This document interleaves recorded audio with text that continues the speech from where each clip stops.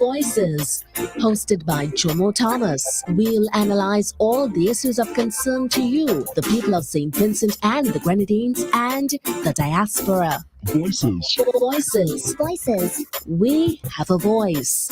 We need your voice. Together, we are the people's voice. Voices. These are some serious times. All I can see around us is just violence and crime.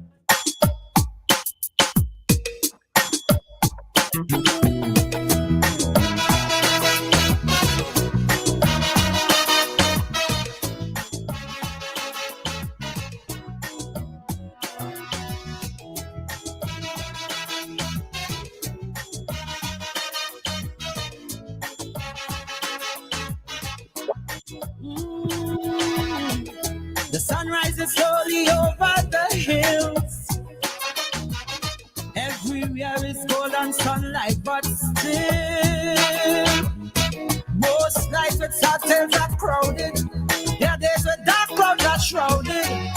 They don't smile and they never will. Only volunteers get the fill. Empty promises is what they hear. No running water from year to year. Hearts that no one desire. That if there is a Messiah, someday he hear their whispered prayer. Covered always bare and scanty. 10 people in a one-bedroom shanty. Forced to sell on the pavement. No vacancy, no employment. Cattle fire cracker from gunshot. Blood just flow when things get hot. Afraid to look out the window to hear voices from the ghetto.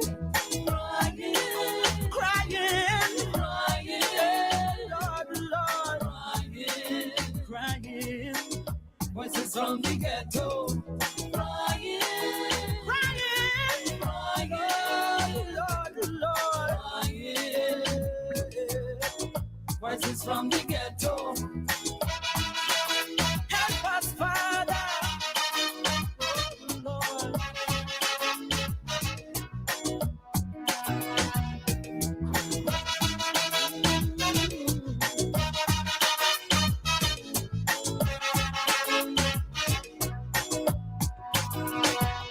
Mothers just hold them head on ball. And them woman stronger than a wall.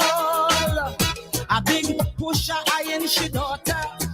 Son in jail for manslaughter. Too bad for him, he and them bad boys. No bail, that's the black man's choice. Like Shadow say, poverty is hell. She little girl child belly start to swell. Some say life is a cycle, but don't draw she no circle. Where will it all end? Only time to tell. Outside the siren keep howling, inside your belly will growling. Police raid very often. Simpson measuring a coffin. One night in bed you're sleeping. Next night is a wave that you're keeping. So you're praying to win the lotto, not to hear voices from the ghetto. Crying, crying, crying, crying, crying, crying. Voices from the ghetto. Crying, Lord, crying, crying. Voices from the ghetto.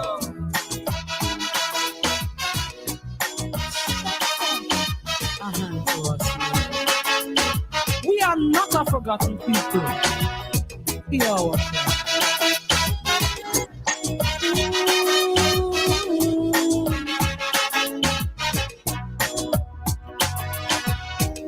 With dented pride, they soldier on. Revolutions, great politicians born. And often their tragic story brings a journalist glory. No wonder they view the world with scorn. From since the day they born, some call them rebels without a cause. These social victims of unjust love.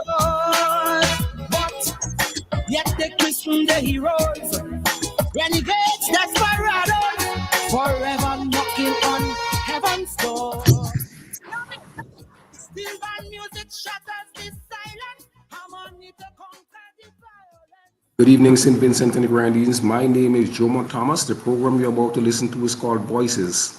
This is the Voices program for October 7th, 2024.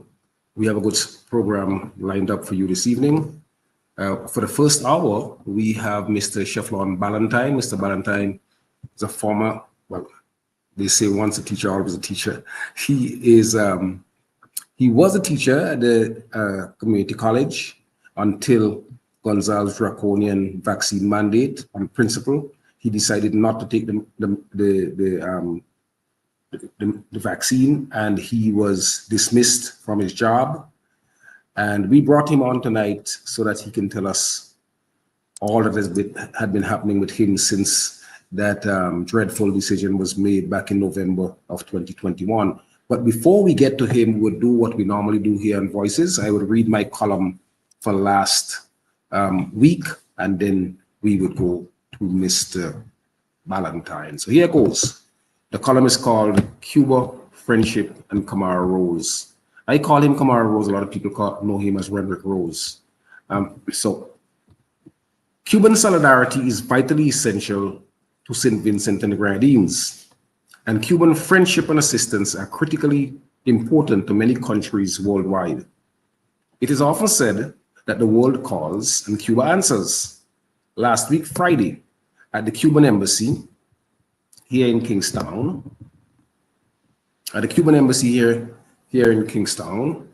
the St. Vincent Cuba Friendship Society members gathered to meet and greet Tamara Armenteros Alci, an official from the Cuban Institute for Friendship with the Peoples, ECAP. Ms. Alci conveyed solidarity, love, friendship, and determination. She told the story of Cuban sacrifice in the face of the illegal, criminal U.S. sanctions and embargo. She thanked the Vincentian people and government for their critical solidarity and support. She vowed that the Cuban government and people will always extend the hand of friendship and assistance to those in need. Ms. Alci also brought a special gift for Kamara Rose, the legendary revolutionary thinker, writer, and leader who did much to foster greater friendship and understanding of the Cuban Revolution. She delivered a Medal of Friendship from Cuban President Miguel Diaz-Canel. On July 26, 1976, Renrick Kamara Rose, Caspar London, and a group of Vincentian patriots formed the St. Vincent Cuba Friendship Society. Apart from friendship, the society promoted cooperation between peoples of the two countries. It was instrumental in facilitating people-to-people exchanges and paving the way for the first Vincentian students to receive free tertiary training in Cuba. Beginning in 1980, many speakers hailed Rose's modesty, discipline, commitment, and self-sacrifice at the ceremony.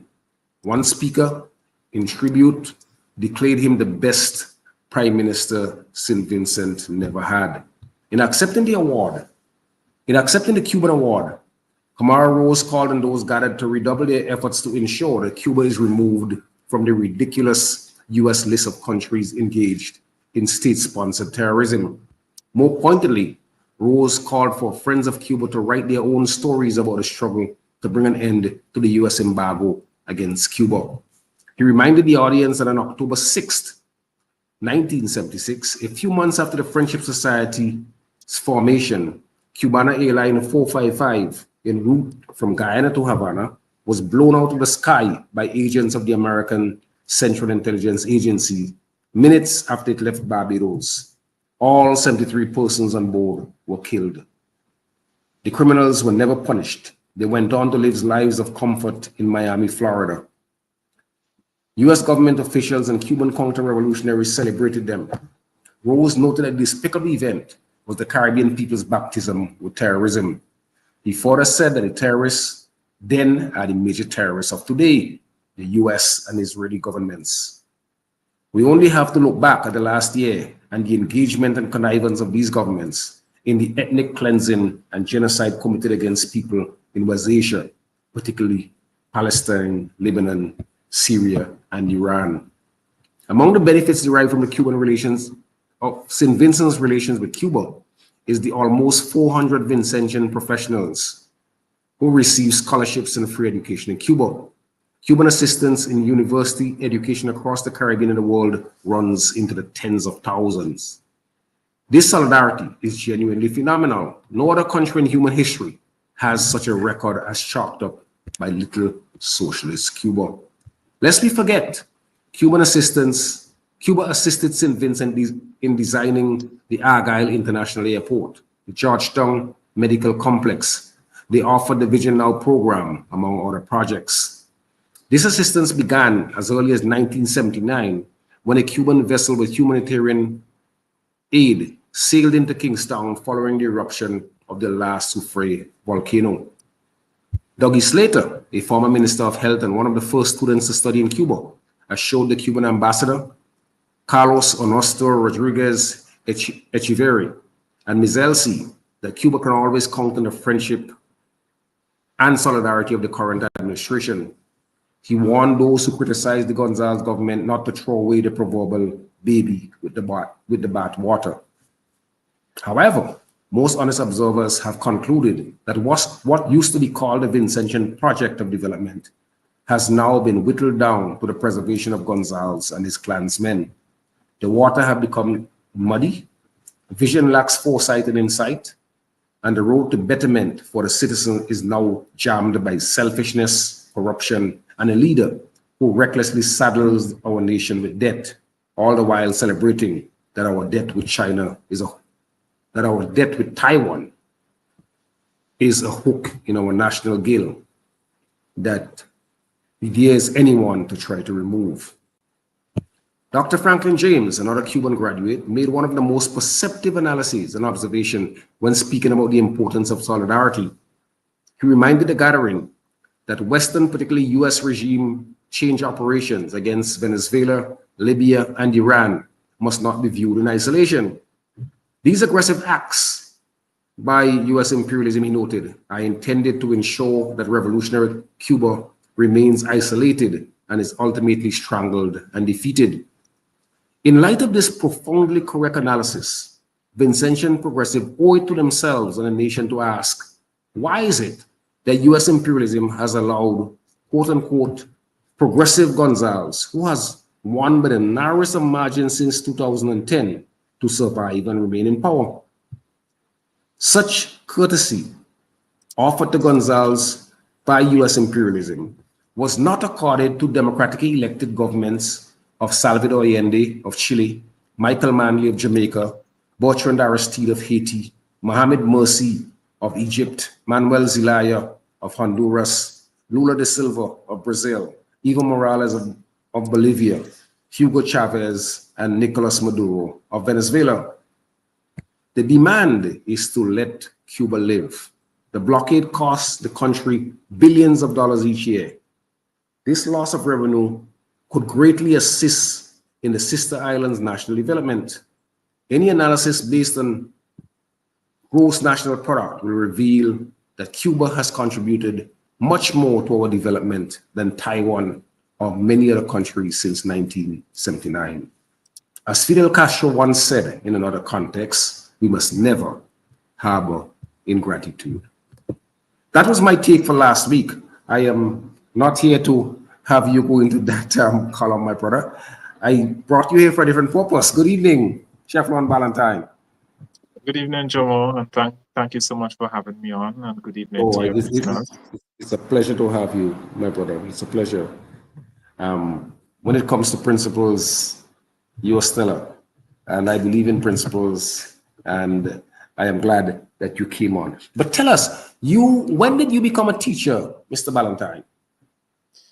I became a teacher in, well, my first stint in teaching was just after I left the St. Vincent and the Grenadines Community College. I was about 21 at that time, 20. That was in 2002. So I was 19. I taught for a brief while at the Sandy Bay Anglican School which is what it was called then. A grade 2 class was handed to me, and I spent a few months, trying to engage them educationally before I went off to university in 2002. So that was my first stint. After I studied in Trinidad at the University of the West Indies, I did a bachelor's in accounting special. And upon my return, I worked for about a year and a half at the NTRC, National Telecommunication Regulatory Commission, as the accountant there. And then while I was there, I decided that I want to re-enter teaching, but at a higher level. At that time, the principal of the community college was Mr. Malcolm. Very, very generous guy. And I made my intentions known to him, and he was excited, and he made the necessary arrangements for me to leave. Well, I had to resign from NTRC, and he facilitated my entrance into the college to teach there. And that's how I started teaching at the college. And so, having done the stint at the government school in Sandy Bay, and then going away, you felt that your calling was teaching. You felt that that's where you wanted to make your vacation. Yes. I always had the conviction that there was a contribution I had to make to the shaping of young minds into being morally upright citizens. And teaching for me is beyond the written curriculum, but it is instilling or imparting moral values that can actually help in the development of the mind, the young mind, and help them throughout their life. So it was while at NTRC that I gave much consideration, additional consideration to that. And I had a passion for contributing to my country in that way. And so I decided, look, it is better I do that sooner than later. My intention initially was to spend a few years in teaching. I obviously spent beyond that what I initially intended. And I have no regrets. I'm satisfied that for the years that I've been teaching, I have imparted moral principles. I have done my very best in delivering the subject matter. And when I look back, I'm happy, and I get the comments all the time from students concerning the impact that my presence at the college had on them. That's interesting. You know what? As a teacher, you always feel good when you hear the students.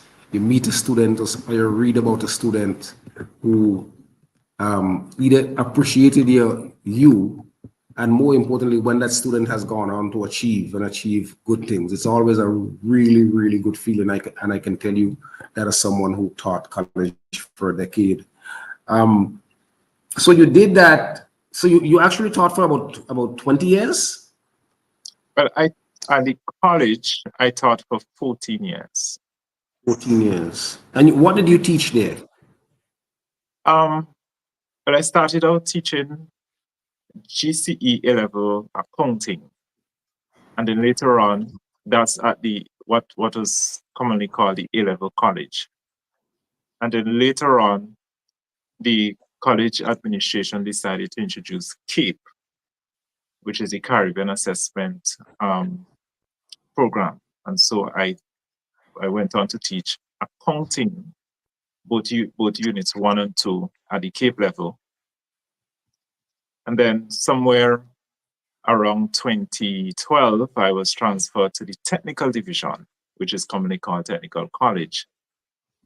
And when I landed there, I was given several short courses, semester courses to teach, which include things like entrepreneurship, human relations, but specifically my specialization was still accounting. So I taught quite a number of accounting courses, including financial accounting 1, cost and management accounting, entrepreneurial accounting, and the different accounting offerings that the technical division was offering the students. So I had that exposure at the technical division with a wider variety of courses that I delivered. And you're a married man, right? Yes, I am, by God's grace. And your wife is also a teacher. Is she, Yes, well, he is. right. And she also suffered the fate as you did in November of 2021 when Gonzalez passed his draconian vaccine mandate. Yes, yes. So go ahead, I'm sorry. Yeah. At that time, she was a teacher at the St. Vincent Grammar School, where she was delivering French and Spanish. She was a modern language teacher.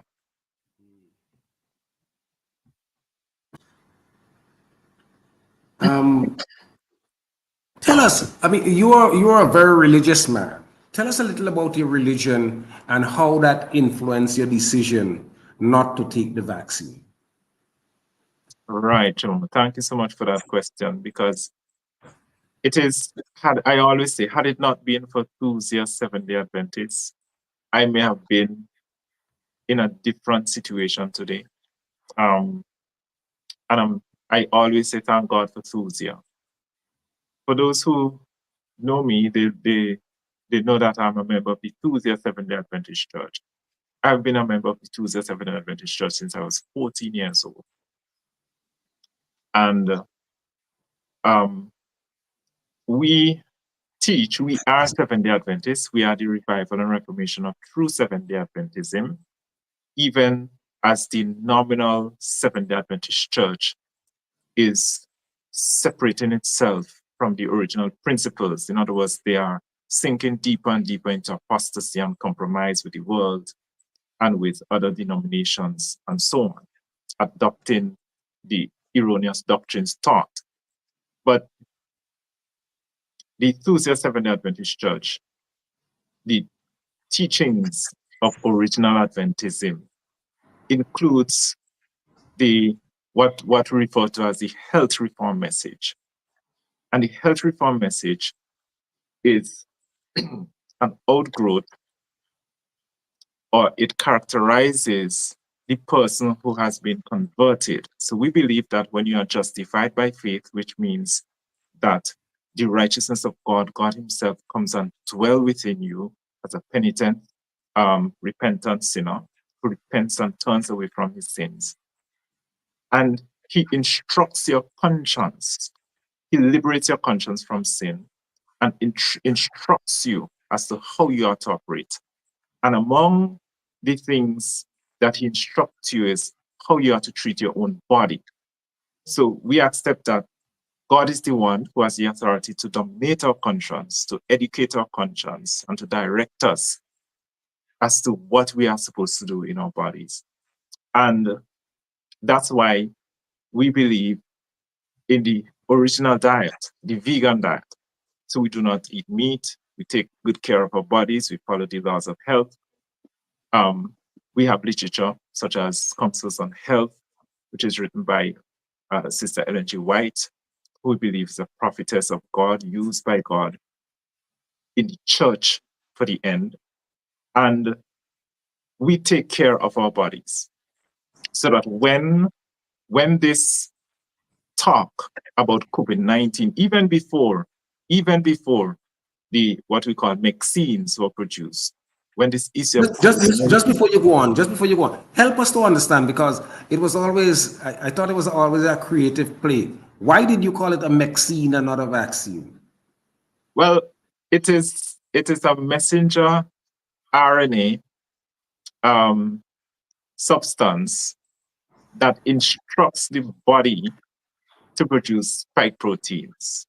We use it as it makes to refer to messenger, basically messenger, right?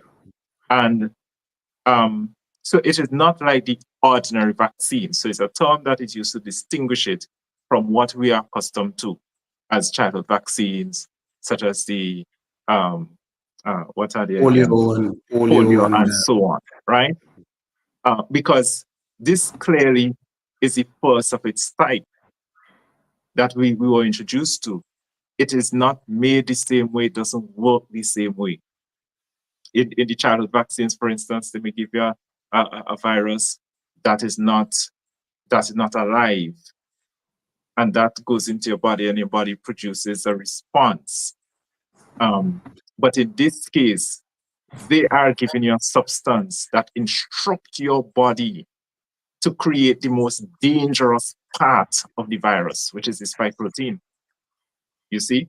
And it was important for us to distinguish it like that because of also how it was being sold by the government.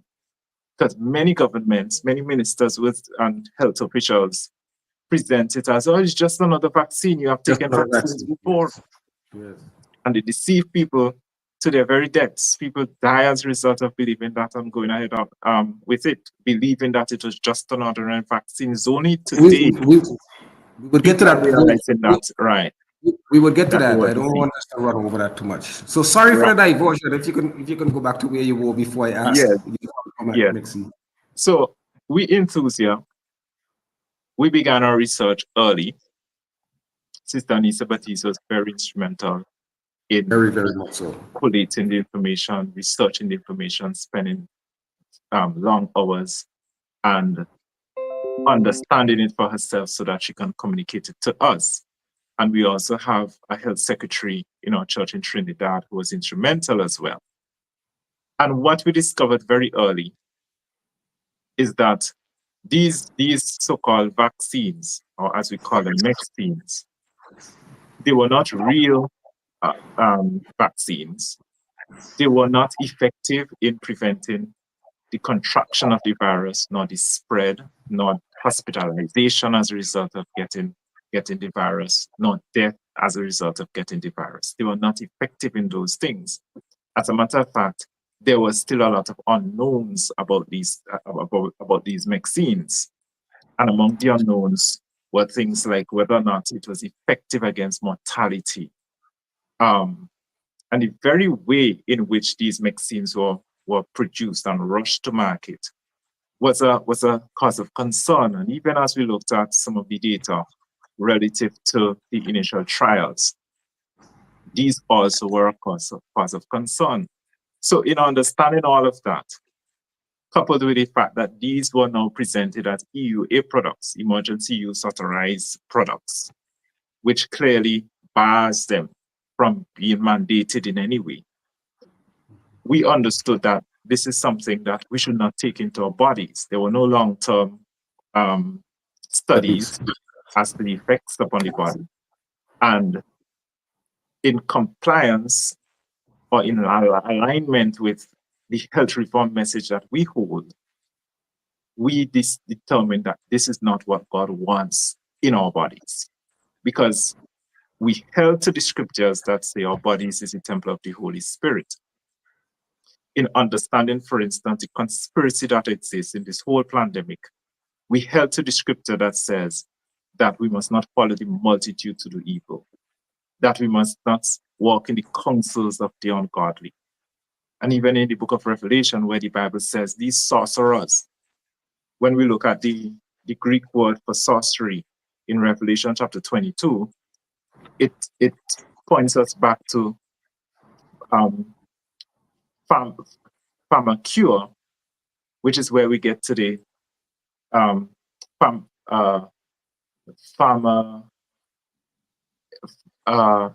the expression is slipping me now, right?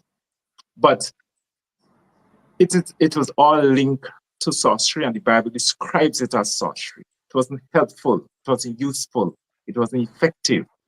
And so we understood very early that this is something that God does not want in our bodies. As a matter of fact, the scripture also tells us in Corinthians that we have to give an account to God for what we put into our bodies, how we treat our bodies, and we take this seriously.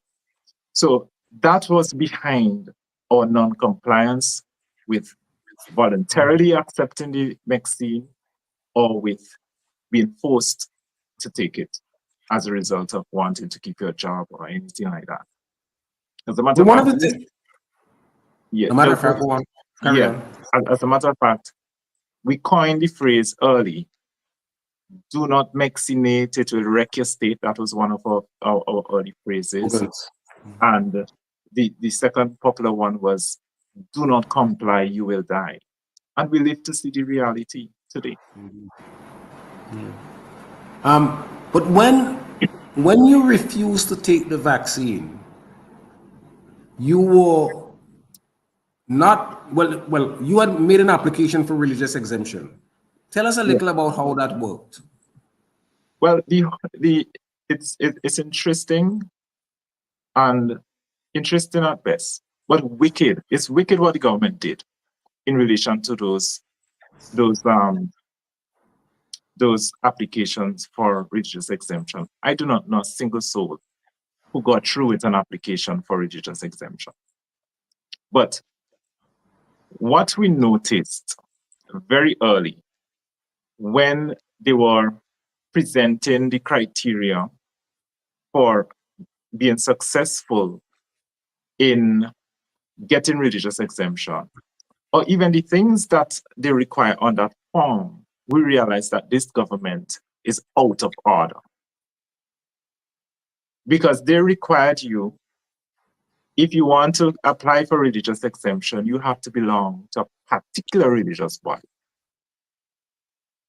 And we were always of the view that religion is a matter of mind and conscience. And if you don't belong to a religious body, it doesn't mean that you do not have a religion of your own and you do not have religious views that will dictate you shouldn't take it. And so that was problematic. And even for those persons who may belong to a religious body, they were insisting that a minister or a pastor sign that application, giving some view concerning your, whether it be your good standing, how long you have been attending the church. Now, a person can change their mind or become converted overnight. And so that criterion was totally against religious liberty. It was totally against liberty of conscience. And so as we submitted our application, we decided to go ahead and submit our application.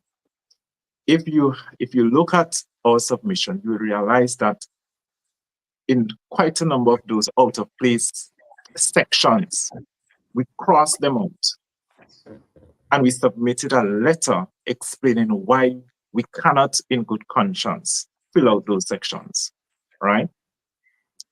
So that was done. When I applied for religious exemption, I submitted it to the community college. That was based on the advice of the college. And as to the question of who actually went through the application and made the decisions, I do not know, but I received a letter from the college at around the 3rd of December indicating to me that the college was not in a position to find an alternative accommodation for me. And let me see if I can. You could have been easily thrown back into the civil service, right? Yes, There was nothing that stopped that from happening. Exactly, because I was first of all a public servant. Right. I was teaching at the community college based on the Transfer and Undertakings Act. So I was transferred from the public service to the community college and therefore can be retransferred. As a matter of fact, that's what they attempted to do in early 2022. They applied, without my knowledge, for me to be transferred back into the service. And the public service, upon receiving that request, replied stating that there is no space in the public service for me. As a result, I have the letter in front of me. It was from it was on the 8th of February, and this is what they said. This letter was sent to me by the Community College on the 8th of February 2022. Says, Dear Mr. Valentine, following our request to the Public Service Commission Department for your retransfer to the public service under the Public Officers Transfer of Undertakings Act, please note that the Service Commissions has responded that our request cannot be accommodated at this time. The reasons given are, one, due to your vaccination status, consideration cannot be given to your returning to the teaching service. And two, there are currently no available vacancies within the administrative stream of the public service suited to your current grade and qualifications.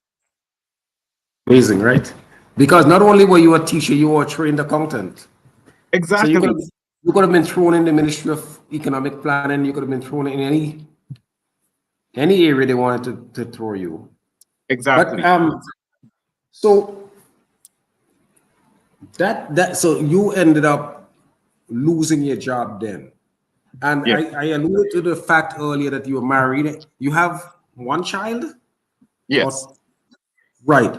So tell us a little, how has that been for you and your family since then? Because both of you are teachers, both of you lost your salaries. Tell us, Yes. walk us along that road and tell us how that has been. Sure. I lost my salary in December of 2021. Thereafter, in January and February, my wife was back and forth with the Ministry of Education until she was finally fired at around middle February 2022. And so she received, if my memory serves me well, it was about half month's salary for the month of February. We were, at the time, servicing a mortgage. We were paying a mortgage for the house in which we are living. And we had to decide, we had to spring into action to put certain things in place to at least be able to get some income for another few months, at least for another few months, right? It was the last time our mortgage was paid was, I think, around February 2022, and it hasn't been paid since, as a result of the loss of income. We at the time, our son was 9 years old. He may have been 9 at that time. So we had to continue to sustain him. We have the regular bills to pay. At that time as well, my wife was within the final moments of completing her master's. And this is important. She was in the final months of completing her master's in education, the specialization in school counseling. And she was able to weather the depressing situation. So actually, I have a congratulatory plaque in my hand here that was given to her by the University of the West Indies, Phil, congratulating her on outstanding academic achievement, because she did so well despite of what was happening. But the issue with that is that she do not have access to the certification because there are outstanding fees that could not be paid and have not been paid as a result of the mandate. So our mortgage is in delinquency. There are basic things up to today which we cannot afford to buy. Our insurances, health and life insurances lapsed as a result of that. Within the past few months, we struggled to get finances to actually be able to purchase the school books for our son who has entered grade 6 in September. So we have all of those issues that we have to face. It's over 2 years now. Our place is in need of repairs. There are repairs that cannot be done as a result of what happened. So going back to when Anne-Marie was fired, we knew that we were going to be fired. Initially, we thought that the Prime Minister would have seen a strong force coming up against him, leading up to the mandate, and hold back his hand and decide not to go ahead with his mandate. But after a while, we were convinced that he was actually going through with this. And so from around the same December, we were thinking about ways in which we can sustain ourselves because we knew we were not going to comply. It doesn't matter. We are vegans. And so it was my wife's idea to come up with this product, the vegan ice cream. We branded it Ann and Sheffy's. And it is a very good product. And persons became interested. And so we were able to get some finances that way. Because it's a unique product, it's vegan, and persons are not accustomed to that. And it's especially good for persons it's especially attracted persons who have children who are lactose intolerant. So that was a good thing. We also started. You're still doing that? Yes, we are. Yes, we are. Because I haven't seen it in a while. Is it still in the supermarket? Yes, it is. Yes, it is. It's at Massey in Annisville as well as Massey in Kingston. I'm looking for today.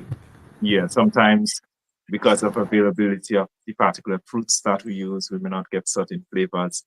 Right. But our flavors are soursop for those persons who may be interested. Soursop, strawberry, mulberry, as well as so there's soursop, strawberry, mulberry, and there was a carob mint that we were offering at one point. So sometimes the flavors change over time based upon availability. All right. So that is what we had to spring into action. We also started what we branded as the Valley Academy. The issue with Valley Academy is that it is seasonal, which means you may get some students, but there's a period of time when students are on holiday, there's no demand. And so there's a void there in terms of income, all right? And even when we combine the two streams of income, it's far below what we were getting as teachers. Right. So there is that shortfall still that continues to exist for over 2 years. Right. And those were some of our struggles. But we are happy still. We count our blessings because we know that we did the right thing. We made the choice that God placed upon our hearts to make. And we are satisfied that God has been helping us even up to today. When the case was brought, were you confident that you were going to prevail in the court of law, or you were skeptical? I think I know why you asked me that. All right. You see, there exists a perception of corruption within the judiciary, right? And we understand that we've had experience before. One particular experience where matter was taken before the judiciary and we were unsuccessful. Up to today, I cannot understand the judgment of that particular judge.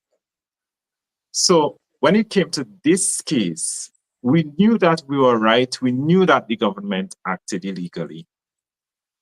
We knew that the arguments were weak. But we were only praying and hoping that Justice Henry would do the right thing, right? And so for me personally, I conditioned my mind to accept anything, but praying that we will indeed get the victory because I know what that would mean, you know?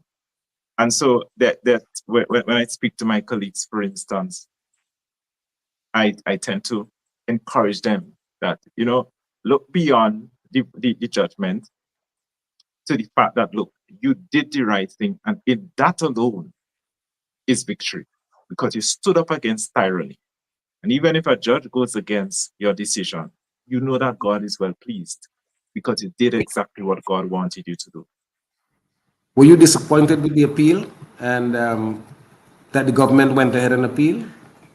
I was disappointed, but I wasn't surprised because I knew the kind of prime minister we have. He is what we refer to as, his government is what we refer to as a Judas goat government. As a what? A Judas goat government. Oh, Judas Goat. Yes. Why that characterization? Because he is operating clearly not within the interests of the people who elected him. There are two things at work here. There is his own personal ego, and there is the outside influence from the World Economic Forum and the other bodies that are influencing the governments of the world at this point in time to carry out their particular mandates. So we were not surprised, we were disappointed, and we also had hoped that Vincentians would send a signal message to this government that they should not go ahead with the appeal. You could imagine you are actually using our money to persecute us. And that's how wicked this thing is. So when he did it, and they applied for a stay, and they put in the application for appeal, we remember, Jamo, he was already beating that drum before, while he was begging teachers to take the vaccine or reapply. He was saying, you don't know how long this will take, and it may even reach up to the Privy Council. So he had already signaled that he was going to do it. Yes. But it's a wicked prime minister. It's a heartless government. It's an anti-labor government. This is not a labor government. It is tyranny at work. Why do you say this not a labor government? And I'm not here talking about the name. Why is it not a labor government? Why do you say it's not a labor government? Well, if I had 500 teachers, for what?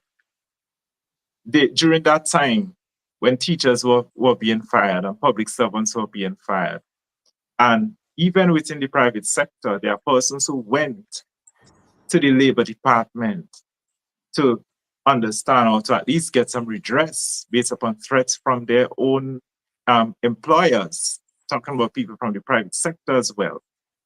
And they were being told that they can't do anything because the government has mandated it. Right. This is a government that has no interest in the welfare of the workers. Right. You can tell me, Go ahead. This is a government that's not interested. Right, but you can't tell me that you're interested in the rights of workers when you are dismissing workers or firing workers without giving them a right to hearing. Here's a question for you. You said there's a perception of corruption, and Fillmore Scott is saying, former teacher. Well, I'm not sure if he still teaches. I know he used to teach before he left St. Vincent. He says perception of corruption. That's a strong accusation, particularly where the judge favored you all. Yes, remember your question was your question. I know what my question was. I just wanted to take on what Mr. Sprott said. What Justice Henry did for a lot of us, and we have to be honest about this, was to restore some level of confidence in the judiciary, because we knew as a result of her judgment that there is at least one woman we can say for sure, and there may be more. I'm not saying that there aren't more, but we know for sure that there are many more. Okay. Before Justice Henry, there was Justice Storm, who initially ruled in the Otto Sam case. She ruled in what was it? I think there was a teacher's case as well. Before there was Justice Henry. So have some faith.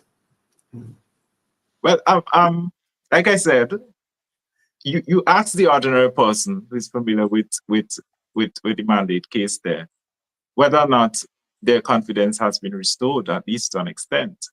and I'm sure you'll get an answer that is similar to mine. You know, Yes. But so we have been waiting now for 4 months. The court came in May. It's now October. They came here last month, and many persons were anticipating that the decision would come down. When that happened, did you and some of the other persons in your circle, were you? I mean, it's probably an obvious thing. I'm sure you were very, very disappointed in the fact that the court did not render the decision then. extremely disappointed. And my disappointment with this Court of Appeal stretch back to when they granted the stay to the government. Because when I look at what the government was presenting as their arguments for a stay,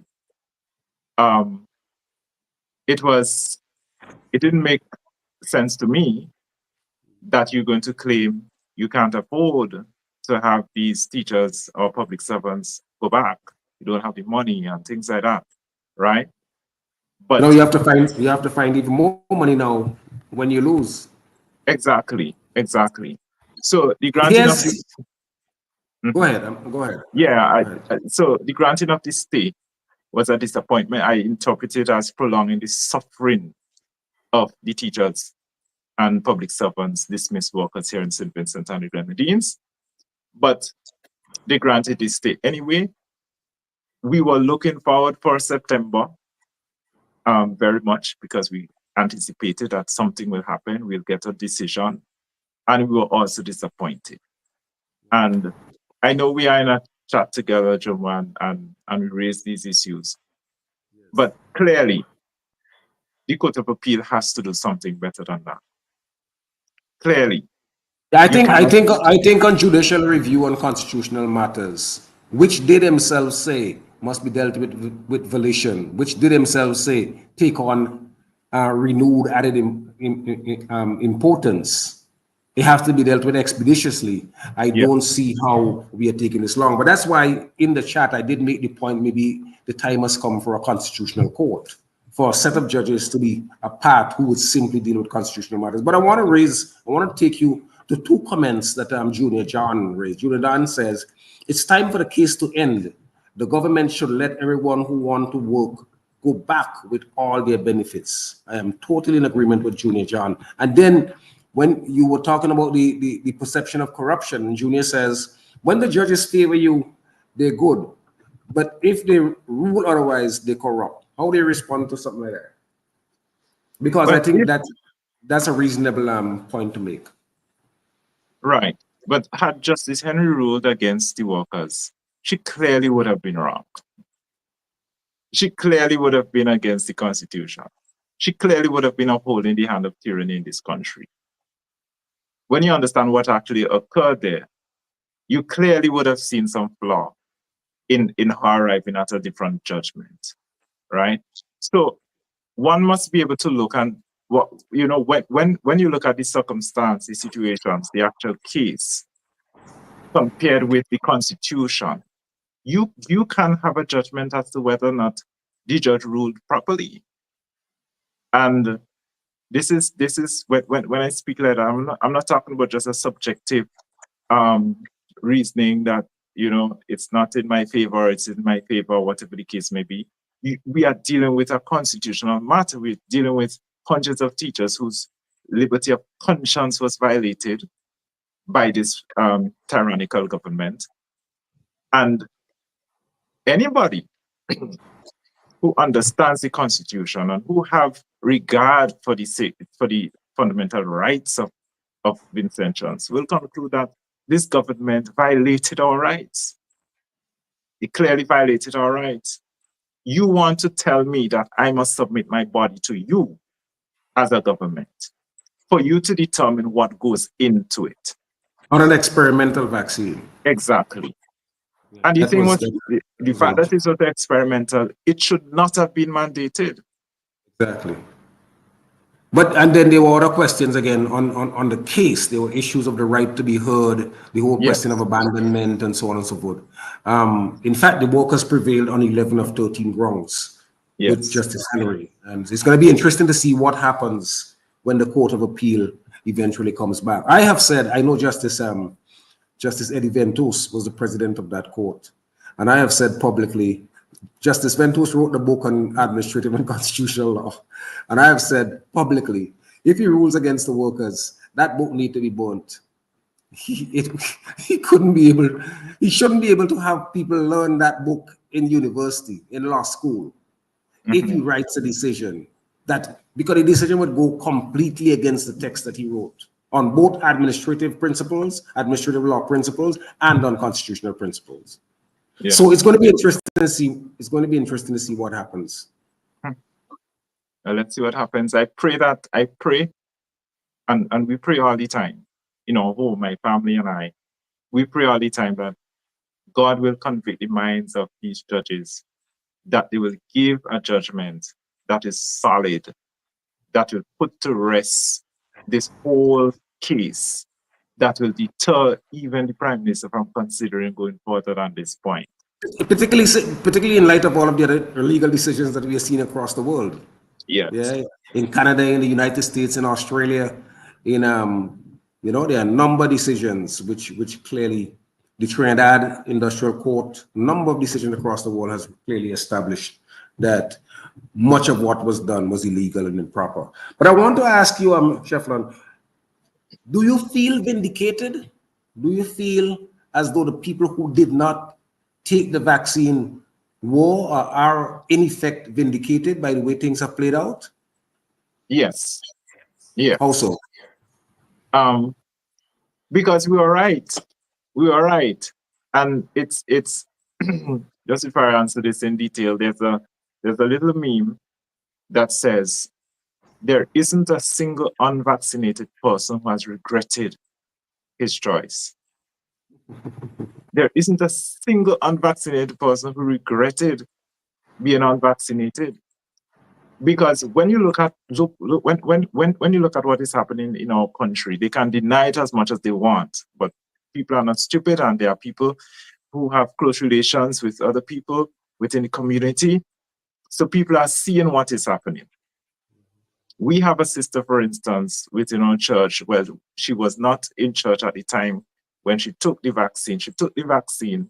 Her name is Loretta Hamilton. She took the vaccine because she wanted to keep her job. She was paying a mortgage, and she did not want to lose the job. She was a teacher at the girls' high school. After she took that, she ended up very sick. She ended up with issues with her bone marrow. Her bone marrow stopped operating. And because she's a woman, after several bleedings, the doctor had already indicated to her that she'll be dead. And today she is dead. And we know, and she herself knew that it was the vaccine. She made a public declaration that the vaccine is what is killing me. You understand? And we have other incidences of people.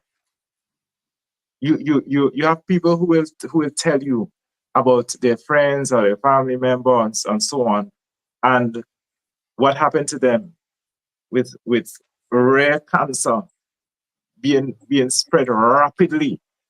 What the phenomena we call today turbo cancer. Right. Young people dying in this country so frequently, and when you check their vaccination status, they are vaccinated people. You know what is interesting about that, Shefflin? Two things is that this government is so diabolical that when it passed the vaccine mandate, it exempts the parliamentarians. I'm not sure if a lot of people know that. It exempts the parliamentarians. But you know what else?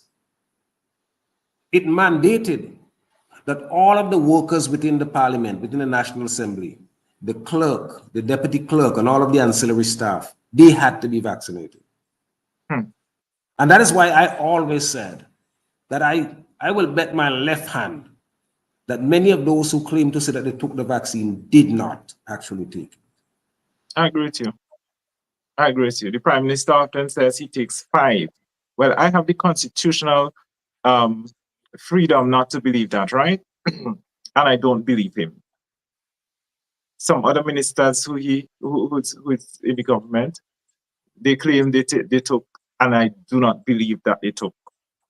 I believe I believe that they are not being truthful.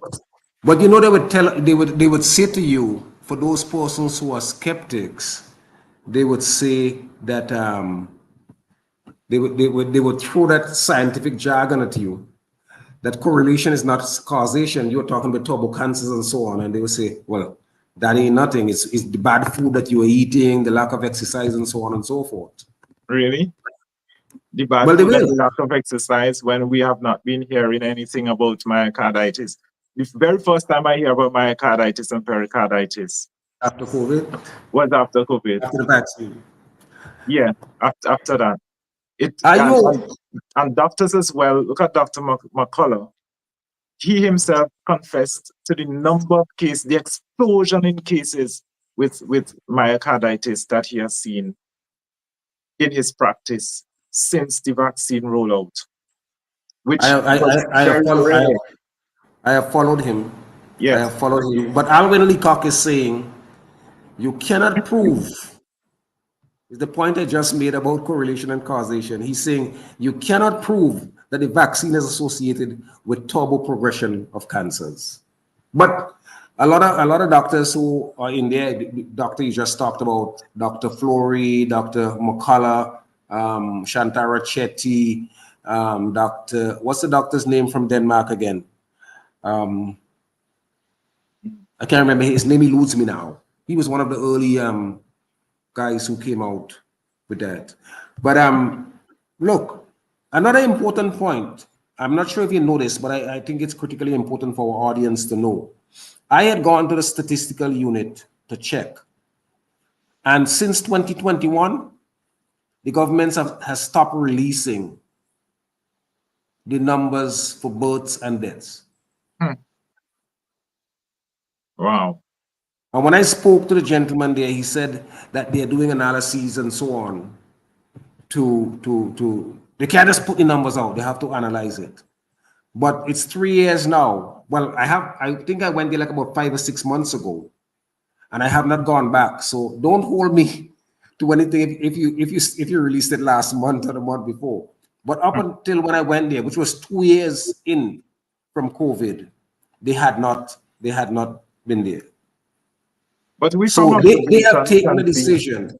They have yeah, taken a decision not to release the numbers, which tells me that they have something to hide. yes. And all you have to do is to ask funeral directors here and so on. There's a friend Yeah. of mine who works at a funeral home who confessed to me that he has never seen this phenomenon, this increased number of persons coming in, dead bodies coming into his funeral home. Well, I was talking to a gentleman recently who works at a funeral home who told me this was like on Friday afternoon. I met him at Heritage Square. We had a drink together, and he said, "Well, my funeral home have." I mean, and this could just be coincidental, right? He says, "My funeral home has 12 persons, 12 burials tomorrow, and 14 on Sunday." Wow. That ever used to happen in St. Vincent, Joma? I don't know. I remember one time I was standing next to a friend of mine around lunchtime, and I happened to be there when they had when the death announcements were coming over, and we counted 28 in one death announcement. I don't know if those things, if people take those things for granted, if they see nothing with it, but Yeah. so you feel vindicated. Any regrets at all that do you feel, oh, I made this decision, I put my family through this, I might have been instrumental in getting my wife to follow along, my child is now, we can't do the things that we want to do, our personal insurance isn't on the rocks, our health insurance is gone, our mortgage cannot be paid. Did they ever lie on your bed or walking on the street and it struck you? Is all of this justified? Did I make a mistake?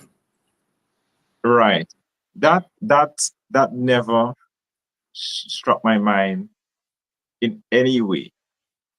Because like I indicated to you, even before the mandate, we had decided, we had concluded based upon the evidences that we had that this was not God's will for us. And because we were not complying based upon faith or biblical reasons, we still hold to those biblical reasons today because we understand that this is a test that God is allowing us to pass through. It is by far it is clear that, for instance, the example I gave with Sister Loretta, she is dead today. She does not have a mortgage. She leaves behind she left behind two children, two preteen children, right? And it's a case where there is absolutely no benefit. There was no benefit from taking that experimental job. Her children are now without a mother. So even from looking at those examples, but more fundamentally, the conviction that we did the right thing is just a matter of trusting God and enduring the circumstance. It will not always be like this, but this is a test that God allows us to pass through. We have to be faithful because there are other tests that will come later on. And this helps to build our experience. It helps us in building good personality traits of endurance and learning to trust. And this is the benefit we get out of that. So while we lose material things, we actually gain spiritual growth through this experience. And that is what makes us strong. So that when the temptation comes to even think about, well, look at other persons, they took the vaccine, they still have their jobs and so on. Look, a lot of persons are very frightened today, very scared today, who are in the public service and in the teaching service, who do not know what will happen to them, especially when they are seeing people falling down around them. Well, one of our listeners, Doug Howard, is saying he can tell you for a fact that the vaccine did something to his immune system firsthand. Yeah. And I mean, I know, for example, my one of my sisters who live in the States talks about the fact that she didn't feel the same having taken the vaccine. I know I have a family member who in her mid-20s who, after taking the vaccine, did not see a period for like about 5 or 6 months.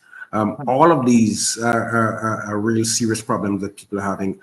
And the point you make is a critically important point.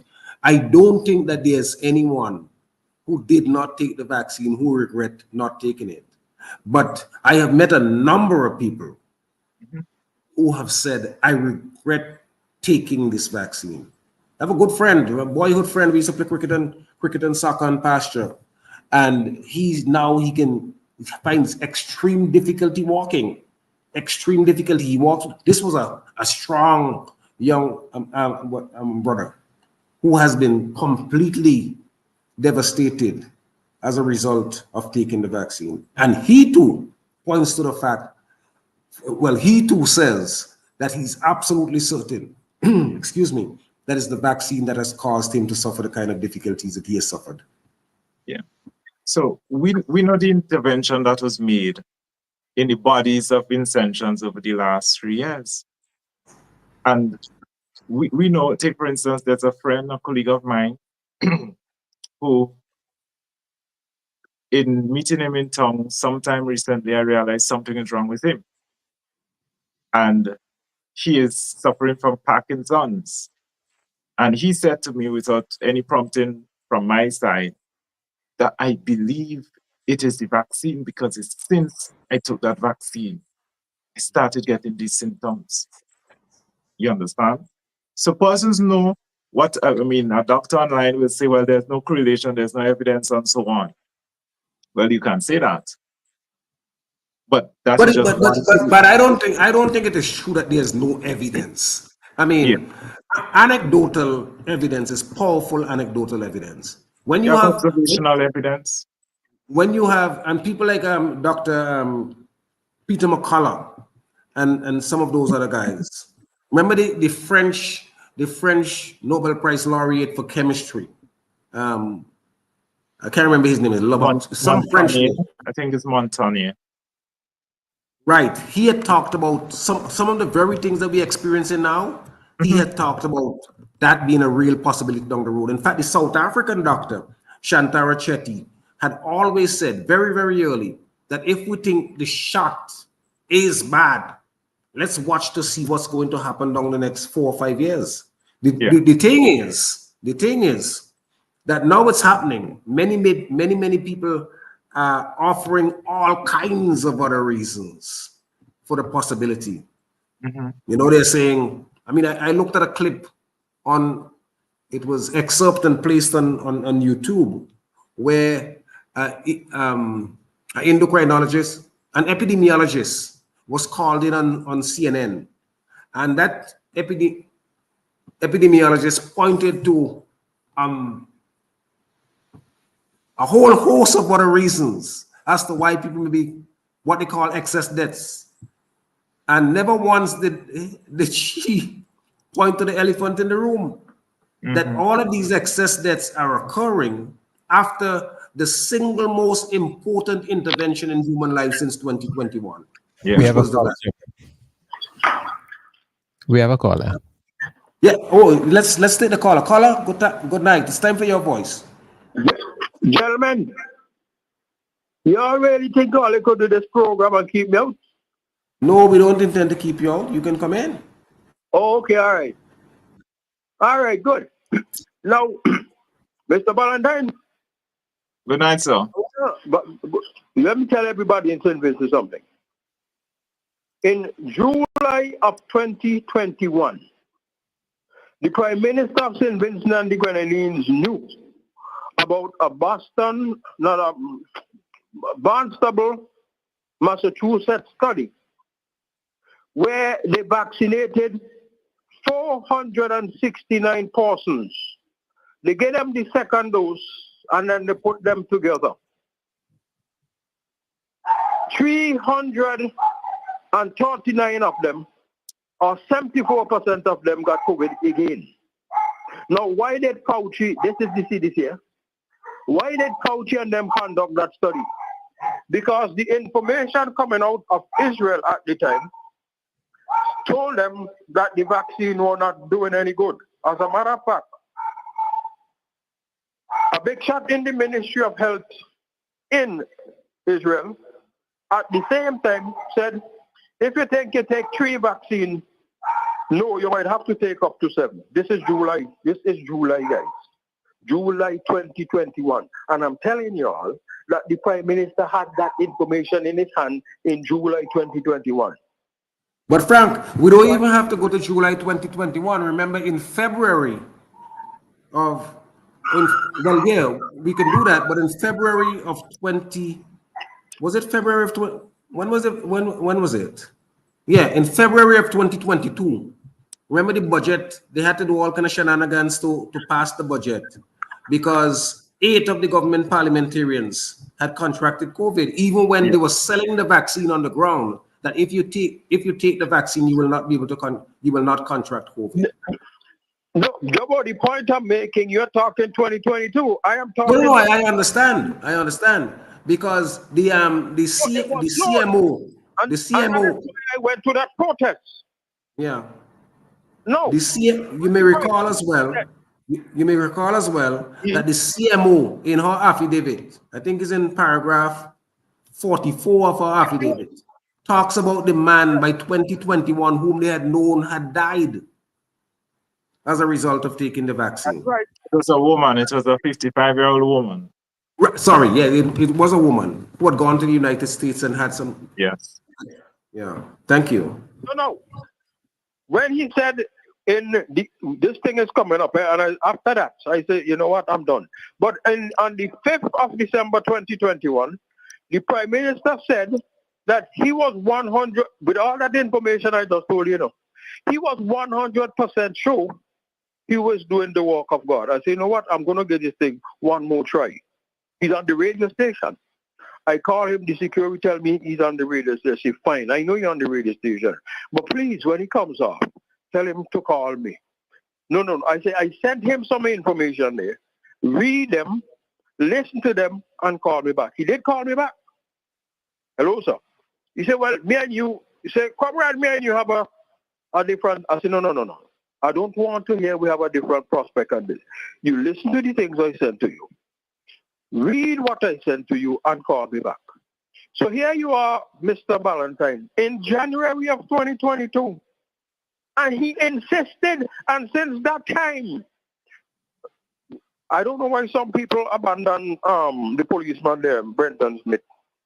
Since that time, this nonsense have been, listen to your plight. Listen, they gone off from somewhere with the young lady, Miss King there. Listen, and people could still support the people. Stay quiet and that. I don't know. I don't know. And I don't know. And the judges having so much time. Imagine you have a case set up to be heard. And everybody is ready. And the morning of the case, you're going to call and say one of them sick. All right, you put off again.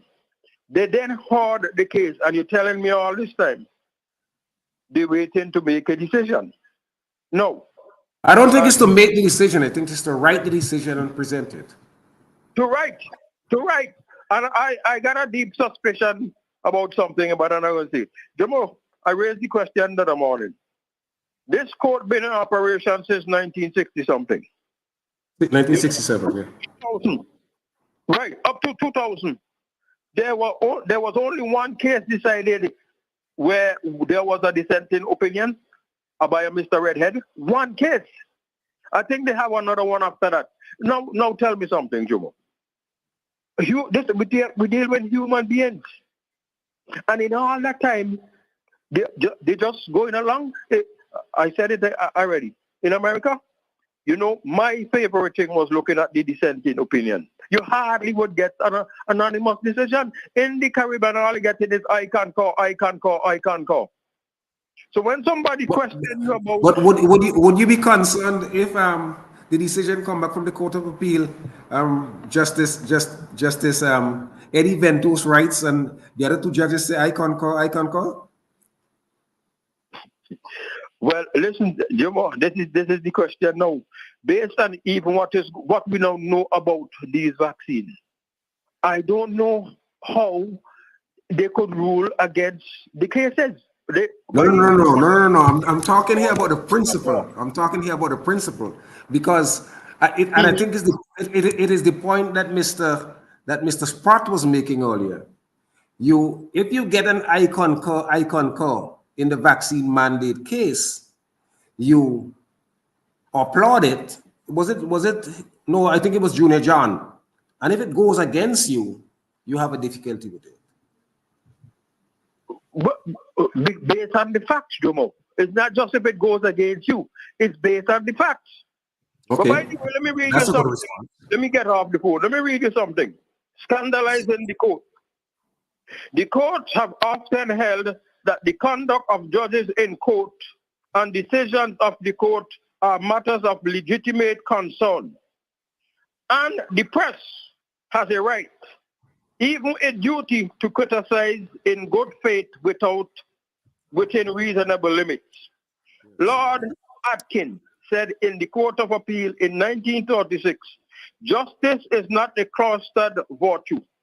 She must be allowed to suffer the scrutiny and respectful, even though outspoken, comment of ordinary men.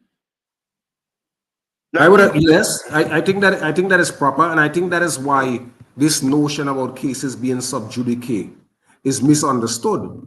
The fact that a case being sub judice that whole thing sub judice, that was actually a fabrication because the newspaper covered the cases. Everybody, I don't know where the point I want to explain, though, Frank. The point I want to explain is that the concept of sub judice or the concept of a gag order is never against the entire society. Judges, I have been in cases, well, not here, but in the United States, where the judge would order the participants, the prosecutor and the defense, not to make any public comment. But if you look at American TV, you would see it was a major case every night. Sometimes throughout the day they are discussing the case.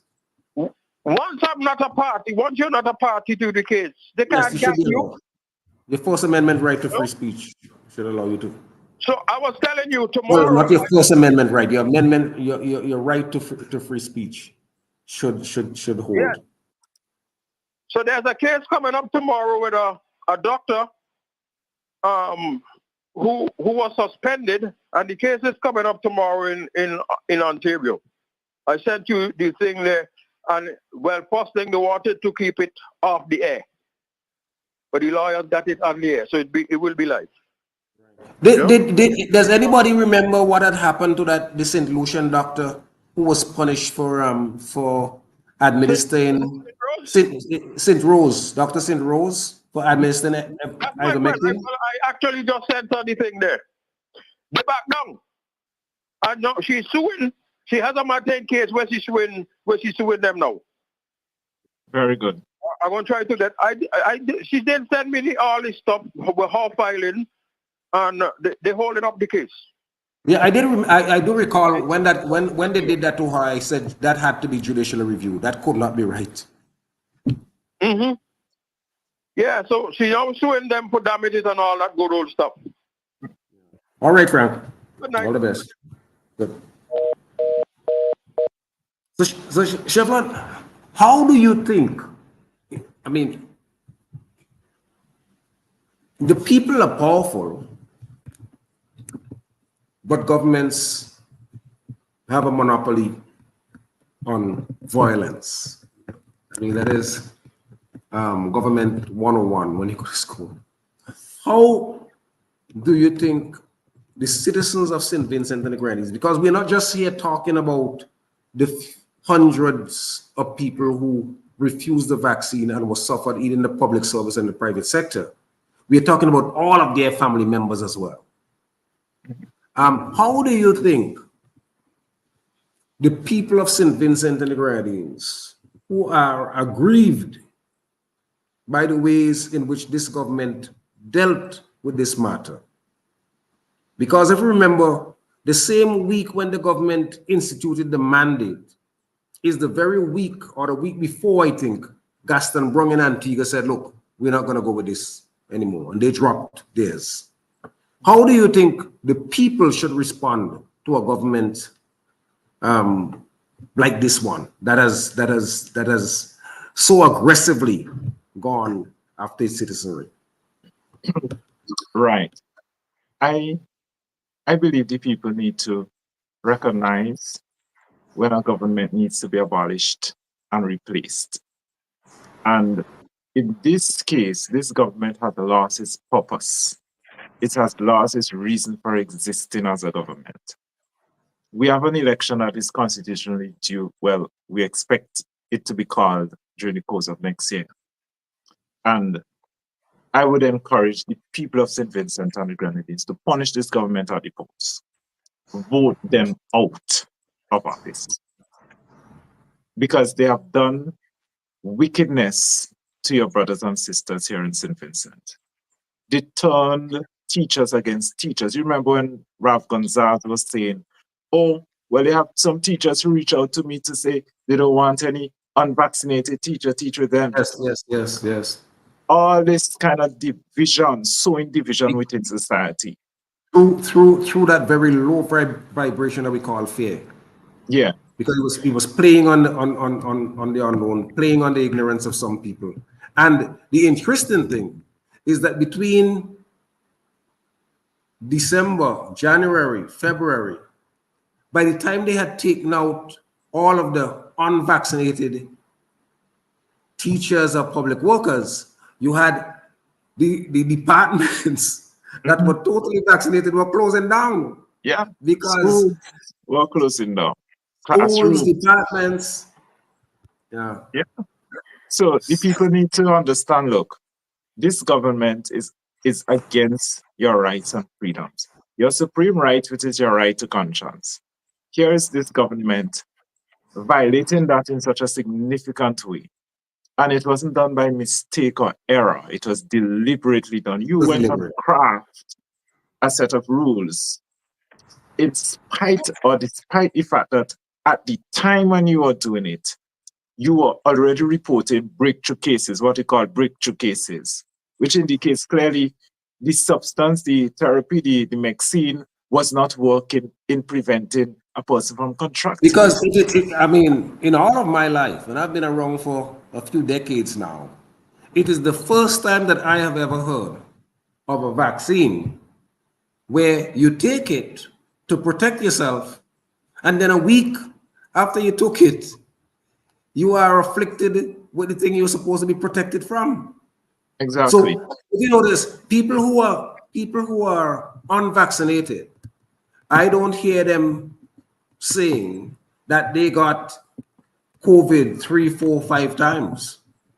But you have heard how many times did Fauci got it now? 4 times?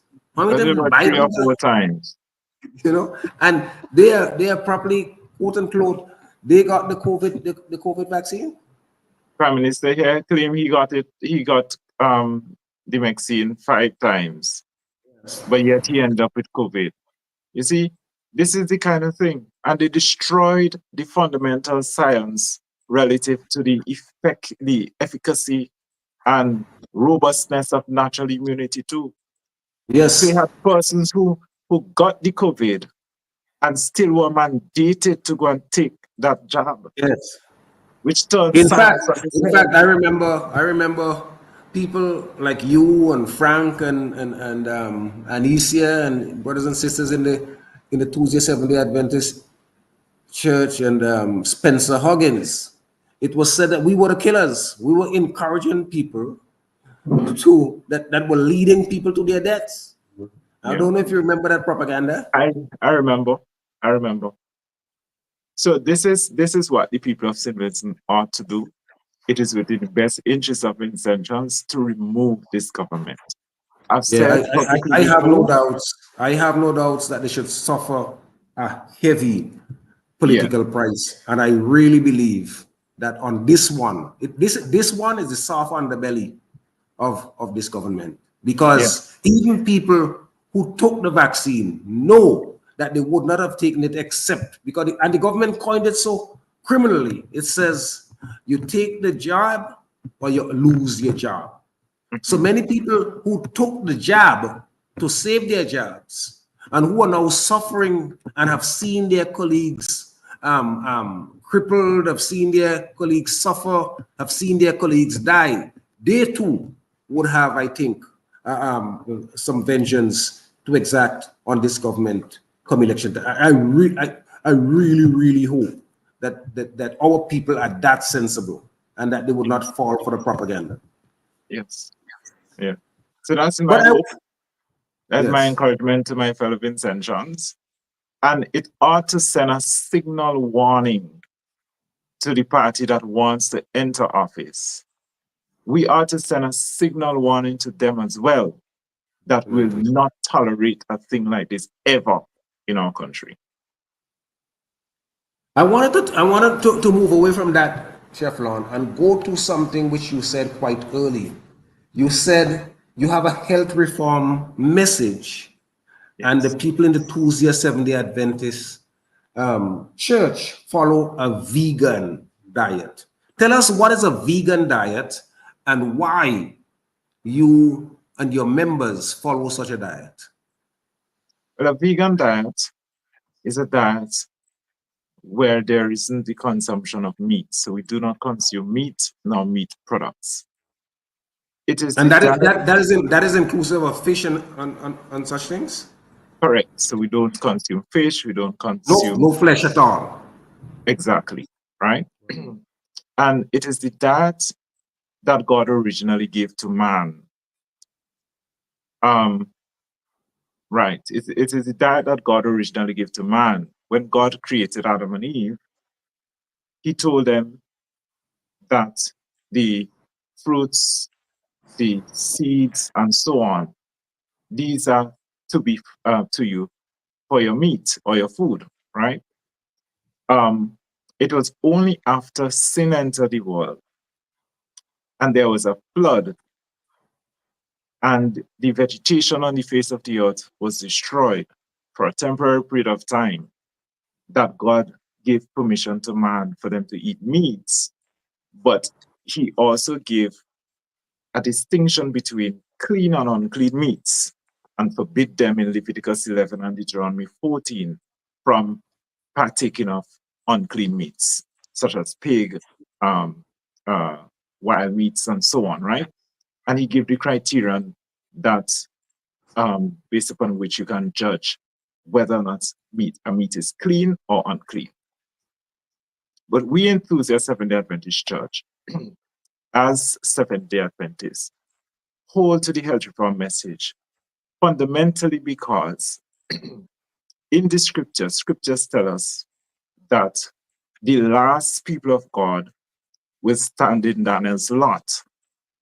And it is Daniel and the three Hebrew boys in the book of Daniel, chapter 1, who were described as refusing to partake of the king's meat on the king's Just table. before you go on, Winston is asking you to repeat the biblical passages again, the ones that you just laid out. Concerning the clean and unclean meats, if you look at Leviticus chapter 11, the Bible outlines what is clean and what is unclean. Or it is also in Deuteronomy chapter 14. You will find the listing there and the criterion used, all right, to address what is clean and what is unclean among the meats.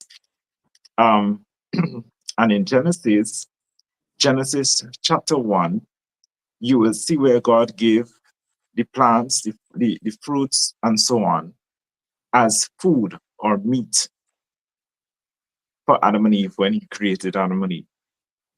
All right? He says apart from the fact, you were going to give another verse, or you were going to explain the verse. Do that, and then yeah. I'll take someplace else. Right. So Genesis 1 and verse 30 says, "And to every beast of the earth, and to every fowl of the air, and to everything that creepeth upon the earth, wherein is life, I have given every green herb for meat." And it was so. Right? So this is where God finished creating the heaven and the earth. He is instructing man, and he's giving them the original vegan diet there.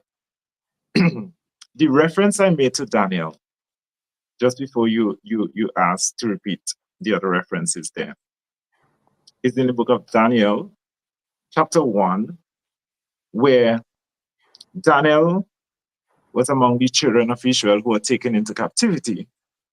And the scripture says that when he was brought before the courts of Babylon, he and the Hebrews, he and three Hebrew boys who were taken captive, determined that they will not partake of the meats from the king's table. And that was a test God was allowing them to go through. As a matter of fact, they were given 10 days to eat strictly vegan food. And after those 10 days, the scripture says that they were fatter and fairer, and they gained the confidence of the king's servants and so on, right? But this is the experience there, that particular test was a dietary test for Daniel and the three Hebrew boys. Upon success, when they gained success in conforming to God's law relative to what they should partake, they were then given visions. They were then given prophecy and interpretation of prophecy. And so it is within that, that context that we, for instance, view the pandemic that has just occurred, that God was allowing his church to be tested on the matter of health reform, so that where we are successful there, it will guarantee that we will be successful if we remain faithful in relation to what is to come, what is to unfold in prophecy, in particular when the mark of the beast is brought before us. So the Bible says God's people will stand in Daniel's lot. And since that people has been described as those who have the faith of Jesus Christ and they keep the commandments of God in the book of Revelation. And we consider ourselves to be God's people in the last days because that is exactly what we keep. That is exactly what we hold. We conform to the Daniel's diet, which is the original diet that God gave to man. And that is why we are vegan. They want to ask, someone asked, do you also refuse cheese and eggs? With no animal product whatsoever. If it's vegan cheese, then that's fine. Plant-based cheese, because there's plant-based cheese, right? But no animal product whatsoever.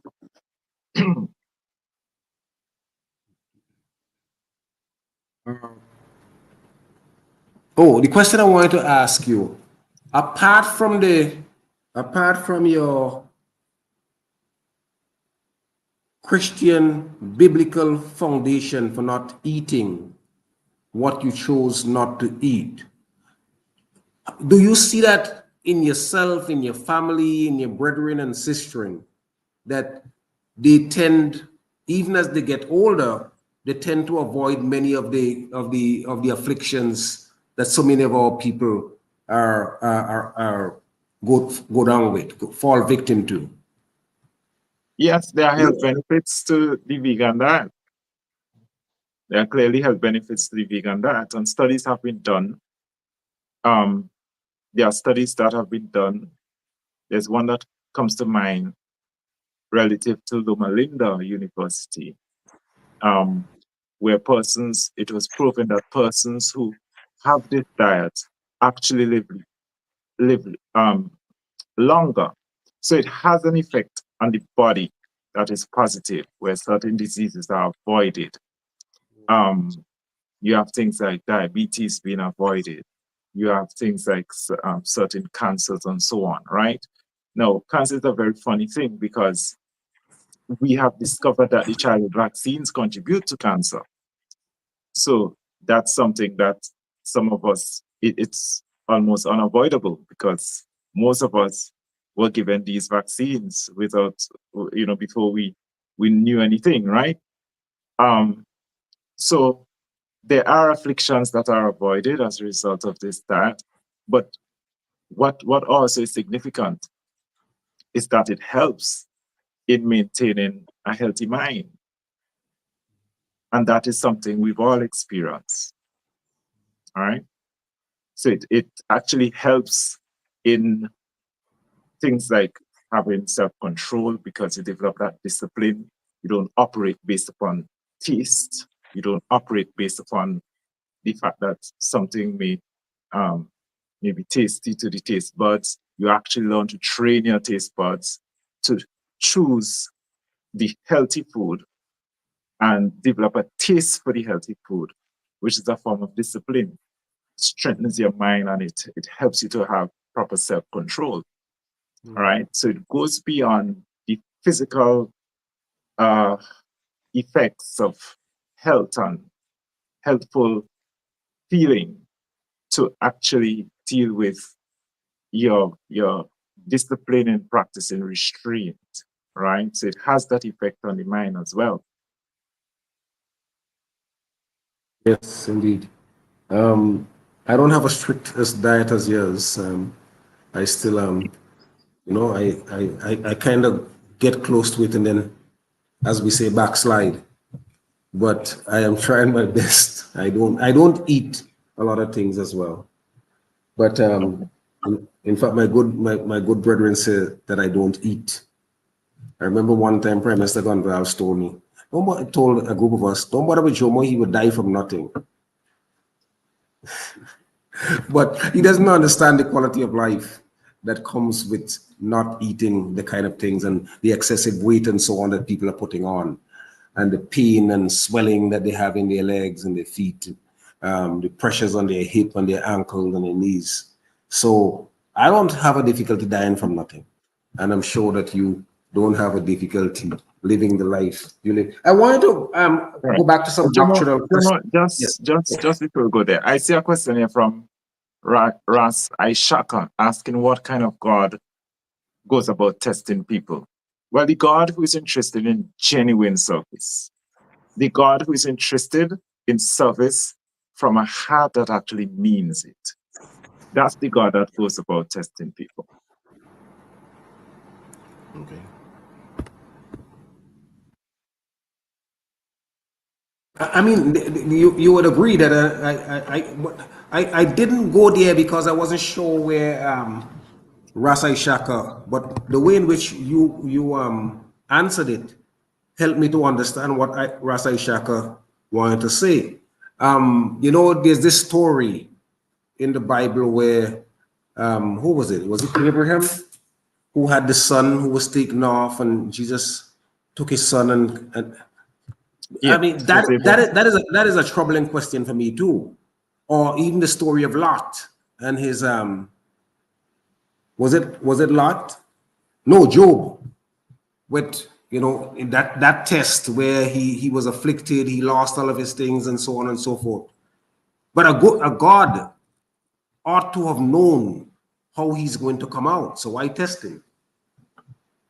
Well, when you look at the book of Job, Job begins with that statement from God saying to Satan, "Have you considered my servant Job?" And he presented Job as a perfect and upright man. And it is Satan who presented to God that he is only like that because you set a hedge around him, you would protect him. Just remove that hedge and see that he curse you to your face. So God allowed Job to pass through that to prove that he, God, by virtue of the principles he planted in Job's mind, can preserve Job under the strongest of temptation. But That he knows Satan well. does not have. But he knows well. I mean, why would God? He knows well, and I think this is where Ishaka is getting at that that Job was going to pass that test. Not so. Well, Job And why would still, he? And why would he have to prove anything to to Satan anyway? well, it wasn't just the Satan, it was the whole universe who was looking on.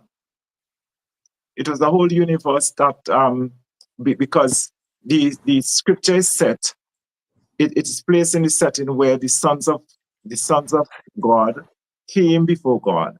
So it wasn't just Satan alone, it was different creations from different worlds coming before God in that conference. So it wasn't to prove to Satan alone, but it just highlights for us, because it's an account that teaches us the nature of the great controversy that exists between God and Satan, and that we are central in answering the argument, in proving that God is right and Satan is wrong. So in that case, the man that was chosen was Job, based upon the fact that God dwelt in his heart. But persons look at the suffering that Job passed through, but they often don't remember the fact that based upon Job's faithfulness, and there are many, many lessons to be learned in that, he was rejected even by his wife. Based upon his faithfulness, God rewarded him richly, even with much more than he had before. You see? So it isn't, it was an essential account that highlights for us the nature of the controversy that exists between God and Satan, and the role that creation plays in vindicating the position of God, showing that God is in fact right and Satan is wrong. Right. I wanted to ask you, how do you think that children should be a child who is well, a child is a child is a child should be indoctrinated in the scriptures, that a child, for example, should be made to go to church every Sabbath, or hold the Sabbath sacred, or how do you come out on that? Well, children are being, if I'm to use back your word, indoctrinated from the time they are born. And it's a question of ensuring that they get the right doctrine.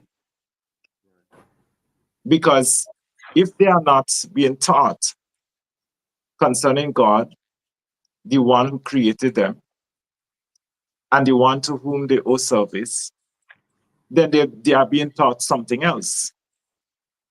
So there's indoctrination all around children. But since God is the one who created them and he gave them to us, then we have a responsibility to ensure that they get to know who this God is who created them. And that's why, for instance, you have the Bible saying in the book of Proverbs to train up a child in the way he ought to go. And these principles preserves the child right up to old age, because the Bible says they will not depart from it if they are properly trained, right?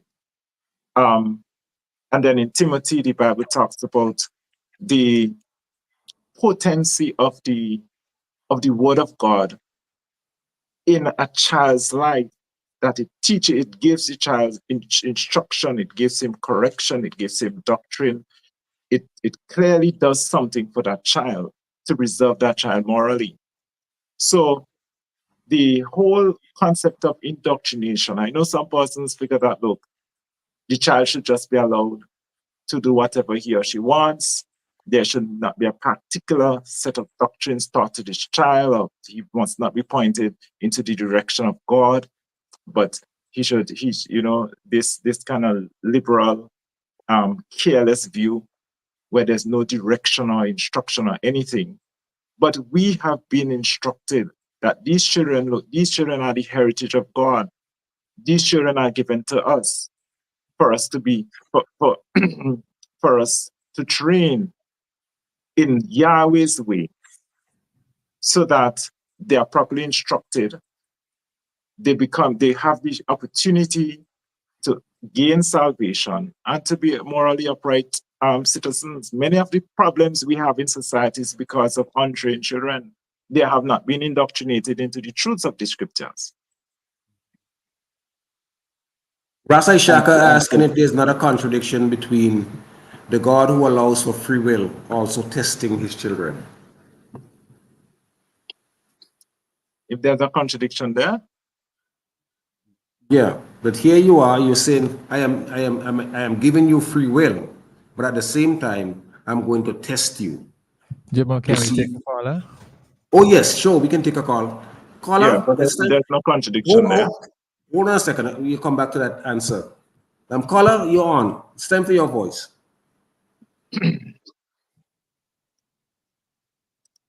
Hello? Come on, I think that person is gone. So let's go back to Chevron. Sorry, Chevron. Yeah. So you're saying that there's no contradiction. I hope you develop that a little more. Yeah, if that individual is seeing a contradiction, I'm not seeing any. Okay. How does free will go against testing an individual to determine their genuineness? I don't see any contradiction there. Don't we do that in society? Are we contradicting? Are we going against somebody's free will when we test them? No, but that's a different thing. We're talking here about God. God who knows and sees all things, all powerful, all knowing.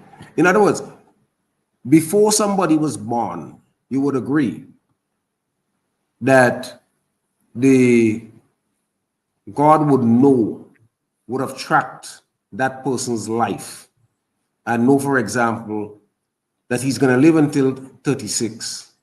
He's going to be baptized more than once, and that he's going to backslide.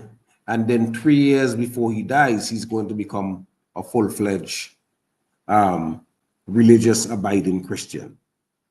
So if God knows that, and I think that's the point that Ishaq is getting at. If God knows that, why put you through the test? Or is the test not so much for God, but for man, that other people may see? Well, the test is for you, but this is a discussion we can take an entire hour going through dealing with the knowledge of God. and how that relates to a person's free choice. But the fact of the matter is, God knowing about you based upon your disposition and based upon what He presents to you to follow, and your likelihood of following that, He gives you the opportunity, right?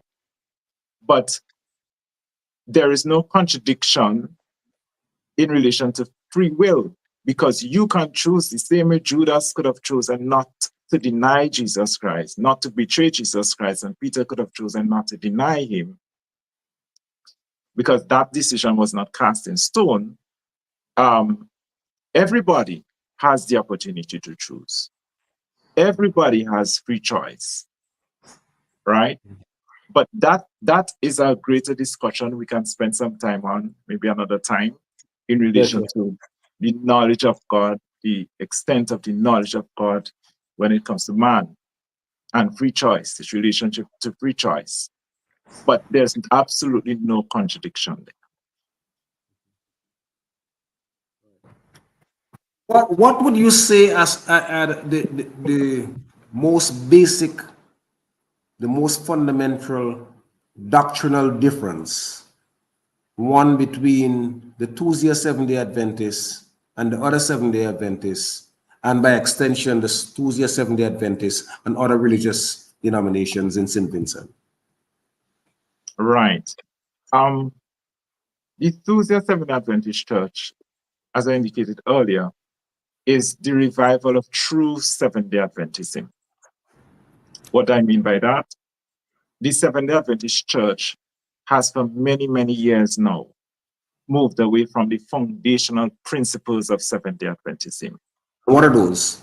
And these principles are bound up in what the Bible refers to as the three angels' messages.